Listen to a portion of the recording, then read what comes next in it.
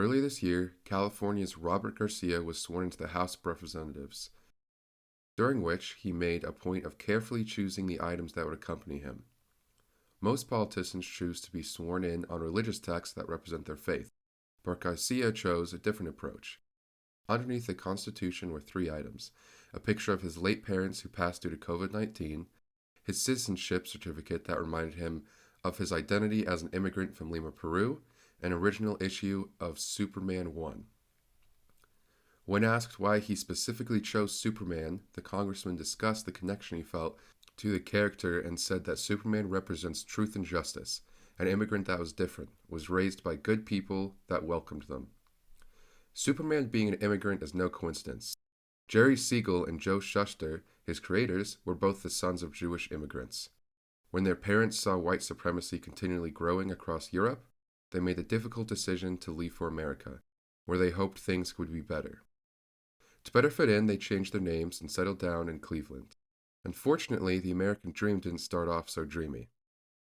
America was no stranger to anti-Semitism. The only places many Jewish people could find jobs were in the roughest parts of the neighborhood, which is where Jerry and Joe grew up. They went to high school together and found themselves connected through a love of sci-fi. Together they drafted their own stories, where they ended up laying the groundwork for Superman. And after trial and error, they settled on the final character. They decided he would be super strong and super fast.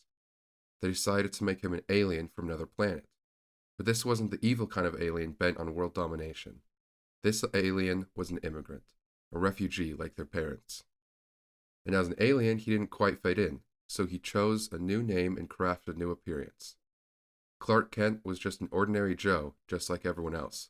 But beneath that was a man with extraordinary abilities and a will to stand up to hatred and discrimination. In 1938, Superman first appeared in Action's comic number 1 by DC Comics. Seconds before his home planet is destroyed, his parents send him off as a baby to Earth. There, Superman is found by a passerby and dropped off at an orphanage. In Superman number 1, which came out a year later, the characters Ma and Pa Ken are added in as his adopted parents. After growing up and coming into his abilities, Clark Kent puts on the tights and becomes the Superman we all know and love. The origin story of Superman is very reminiscent of Jewish folklore. His story mirrors the life of Moses, both having been sent off as babies for a better life and later becoming heroes. Superman is also based on Jewish golems, stone creatures made to protect the Jews of Prague. Early Superman stories were probably a bit more mature than what most people today might expect them to be. They tackled adult topics like domestic abuse and corrupt politicians. Superman wasn't just a bunch of powers in a cape. He was a champion of the oppressed. As Quintin Gonzales, a professor at CU Denver and a lover of comics, said, Superman is a super cop in the best sense. He serves and protects. And as 2 Jewish men living right before World War II, a champion is just what these 2 men likely felt they needed. In many ways, Superman is a result of all the discrimination and hatred Siegel and Shuster witnessed. They brought it all together to create a hero who would speak to their beliefs and help them fight against the real-life bad guys in their life. And they likely hoped that Superman would help readers stand up and face these real-life bad guys too, just like some others in the industry. After World War II began, many were wondering what the U.S. response would be, and some were hoping to avoid it altogether. But 2 second-generation Jewish immigrants saw what was going on overseas. Their parents had just narrowly escaped it by fleeing to America all those years ago. But that didn't mean that they'd escaped it for good. Joe Simon and Jack Kirby knew that fascism and anti-Semitism would get worse if not confronted. At Marvel Comics, they created a character so patriotic and star-spangled that he looked like he burst right out of Uncle Sam's head. And right at the center of the first issue, this new character is shown punching Adolf Hitler right in the face. Captain America seems like the definition of pro-American propaganda, but in many ways, he's more anti-fascist propaganda. Simon and Kirby hoped that their new creation would help illuminate just how dangerous the Nazi threat was. They didn't even have to send Cap overseas. Rather, they had him fighting all sorts of Nazi spies right at home. And suddenly, the Nazi threat wasn't just in Europe. It was right in your neighborhood, possibly in your church, or at your grocery store. or even right next door. Throughout the remainder of the 40s, a number of new heroes and comics were released to support the war effort. Rooted deeply in the fight against anti-Semitism, Superman and many that came after spoke to a world divided by hatred. Jewish immigrants found a home in comics, with discrimination often keeping them from expressing their talents elsewhere. There, they used their talents and weaved their beliefs into their stories. They laid the groundwork to use comics to promote social and political commentary. But this would soon be put to a halt as the golden age of comics came to an end, and a little book called The Seduction of the Innocent was released. On April 19, 1954, Seduction of the Innocent by Frederick Wertham was released. Parental concerns surrounding comic books was nothing new, but this book took those concerns and ramped them up to a collective moral panic. Wertham argued that comics were a serious cause of juvenile delinquency, and that they encouraged violence, sex, and drug use. DC Comics was hit especially hard as they were specifically targeted. The book was later criticized for its lack of scientific research, but it did still touch on important issues. For example, Wertham didn't mind calling out harmful depictions of people of color. Superman even got some of this criticism directly when Wertham said, "Actually, Superman needs an endless stream of ever-new submen, criminals, and foreign-looking people not only to justify his existence, but even to make it possible." Overall, it wasn't a very good look for comics, with even the Man of Steel being labeled an un-American fascist. The book spawned a U.S. congressional hearing and the establishment of the Comics Code Authority. This entered the period of campiness. DC Comics was scrambling to make themselves seem more kid-friendly. This meant ditching any mature topics or commentary. Perhaps one of the only times Superman had any semblance of a serious story was in Superman 141, when Jerry Siegel returned to the comic. The story revolves around his return to Krypton after accidentally going back home in time to before the planet was destroyed. There, he meets his parents and learns more about his culture. After failing in his attempt to find a way to help his parents escape, Superman makes peace with the idea of dying with his people. But this choice is taken away from him after an accident with a spaceship sends him away. While he's regretful that he has to leave his people behind, he decides that returning to Earth is what's ultimately best. This version of Superman is seen struggling with the idea that he's the only survivor of his people, struggling with the loneliness of being different in a world that wasn't originally his own. And while he finally decides to return to his adopted planet, he does so knowing that even though he's constantly saving the day, he isn't able to do the same for his family. While DC Comics was pushing out silly stories to get past the CCA, Marvel Comics was in a different position. Smaller than DC, they were mostly able to avoid public scrutiny. This allowed them more freedom to explore more serious stories. The Fantastic Four led this charge. The comic offered more than just mindless action. The team was also a family with their own inner team conflicts. And like the golden age of DC Comics, they weren't afraid to put their own commentary on relevant issues. One example is when writers Stan Lee and Jack Kirby decided to tackle the lack of strong black characters in comics. In Fantastic Four 52, the team is gifted a futuristic ship from a strange African chieftain. The team accepts the gift along with an invitation to the chieftain's home, Wakanda, to participate in a hunt. But once they arrive, they find that the hunt they're set to join features them as the prey. The ship and the invitation turned out to be a ploy so that the Black Panther, the chieftain of Wakanda, could train before he faced his biggest enemy yet, Claw, an outsider vying for Wakanda's rare precious metal, vibranium. After an intense fight, the Fantastic Four agree to help T'Challa, and together they're able to defeat Claw. Black Panther was introduced as a strong and intelligent man, during a time when many black characters were depicted as savages. The world had its preconceived notions about what Africa was like. The Black Panther in Wakanda, a techno-futuristic country unaffected by colonialism, undermined those stereotypes and showed readers that they didn't need to assimilate to what the world expected of them. They could take pride in their culture and find strength in their heritage. Ultimately, this era introduced some of the campiest plot lines in comic books, but it also helped the industry to move past harmful elements of the Golden Age.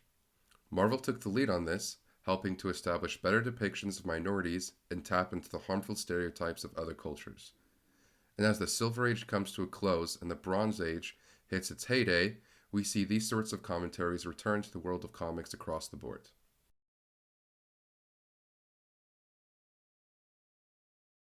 The Bronze Age saw a major resurgence of social commentary in comics. After the campiness of the Silver Age, even DC Comics was able to get back into the swing of it. They saw the success Marvel had with their more mature plot lines and wanted to follow suit. Perhaps one of the most notable times they did so is in Superman 247. It starts off with the universe-protecting Guardians of Oa proposing to Superman that Earth has become overly reliant on him and that he's become a detriment to the planet. Superman returns to Earth, perplexed by this, and while flying through California, he ends up spotting trouble. Manuel, a teenager from Mexico, had attempted to form a strike with his fellow immigrant workers, but ended up being assaulted by his boss. Superman stepped in to save the boy from harm. When he does, the other workers start begging him to step in and put a stop to their poor conditions. Superman chastises them for not standing up for themselves and urges them to join Manuel in striking so they can take matters into their own hands. The comic ends with an alienated Superman still questioning his role in humanity, all the while being faced with a persistent issue, when present in real life. He explored the ideas of loneliness and feeling like an outsider while also bringing to light the many labor issues immigrants were facing, often alone in a country that didn't truly want to accept them. Meanwhile, Marvel was still publishing a variety of stories made to tackle social issues. Perhaps the biggest at the time was the X-Men, made to discuss racism and the civil rights movement. These efforts, however, were often hampered by the lack of real people of color on the team. This would change with Giant-Sized X-Men #1. This book made a push for diversity and brought in a variety of new characters from around the world, which overall allowed for an interesting exploration of diaspora within the US. In the first issue, an international roster of characters is introduced, including fan favorites like Storm, Wolverine, and Nightcrawler. This team is tasked with saving the original X-Men from a deadly threat. But throughout their adventure, they're shown as having a difficult time adjusting to the new environment. No one fits together just yet, being separated by their different cultures and backgrounds. Everybody seems just a little out of place, away from the roots of their homes and unable to feel accepted in America. As Quintin said, that's why I see them as migrant-like. They're basically unwanted, untrusted, but they still carry on and do the right thing. The team eventually saves the day, but the variety of different displaced cultures and identities lends itself to a unique spot in comic book history. The X-Men have always had a tough time connecting themselves to the alienation and discrimination they had claimed to have represented in the civil rights movement. But now there is a team of characters that could explore these themes with a bit more depth and coupled with a consideration of how one's nationality and culture define who they are. Overall, this was the most socially and politically aware period of comics yet. It helped to introduce the public to broader issues affecting immigrants in America and around the world while also exploring how people define their identities in relation to their location.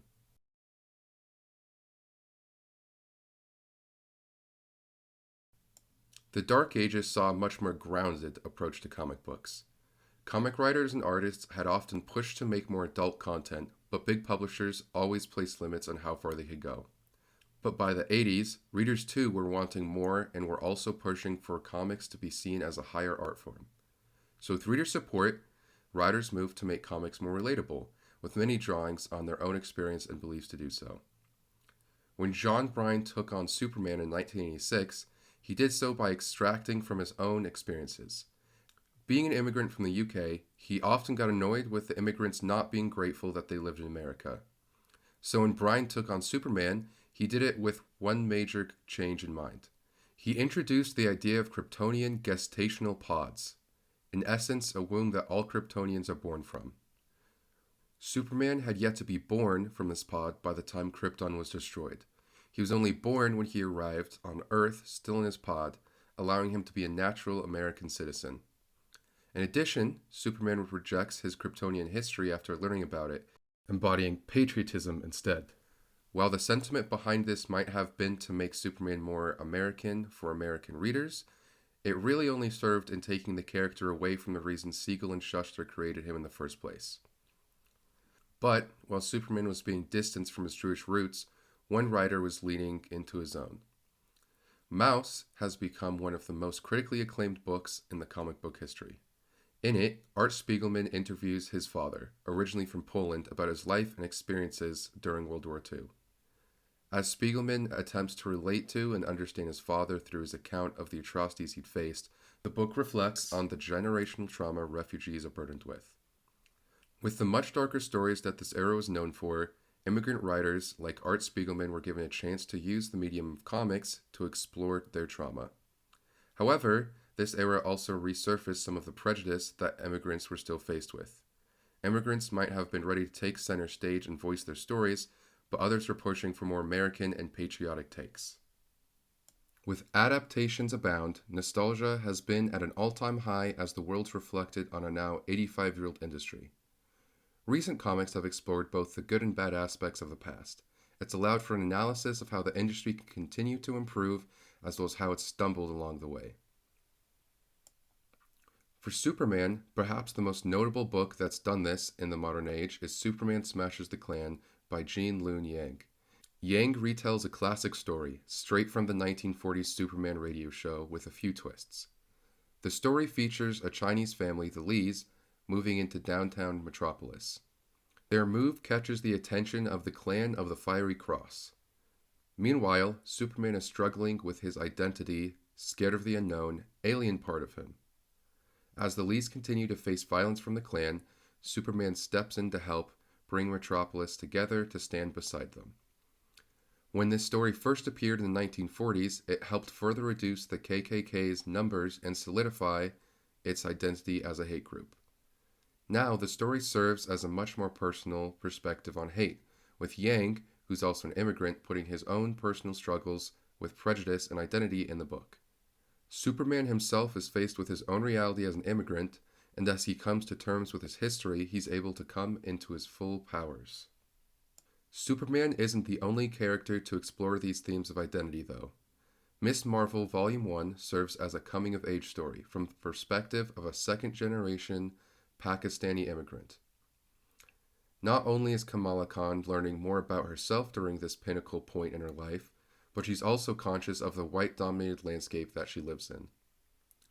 On top of all of that, she finds herself having to deal with newfound superpowers.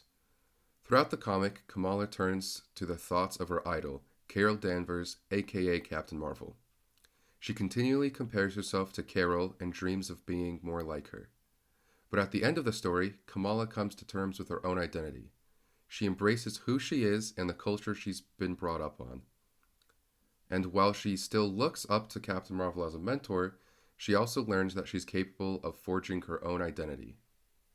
Likewise, Sam Wilson, previously known as the Falcon, was also forging his own identity as Captain America. In his new celebrity role, Wilson began to commentate on politics, something Steve Rogers had never done. This alienated him from the others in the superhero community, but allowed him to address political issues. This version of Captain America ends up on a search for a boy named Joaquin Torres, a Samaritan who offers supplies to immigrants illegally crossing the Mexico-Texas border. This put him in the crosshairs of the Serpent Society, which has been kidnapping vulnerable migrants for genetic experiments. Cap and the now genetically modified Torres are able to put a stop to the Serpent Society. Sadly, this story is one that takes inspiration from the real world. Many migrants coming from Mexico have found themselves the victims of nefarious plots, with increased restrictions forcing them into corners.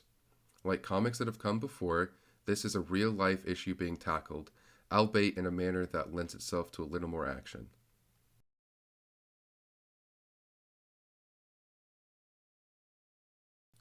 In 2021, DC Comics changed Superman's catchphrase from Truth, Justice, and the American Way to Truth, Justice, and a Better Tomorrow.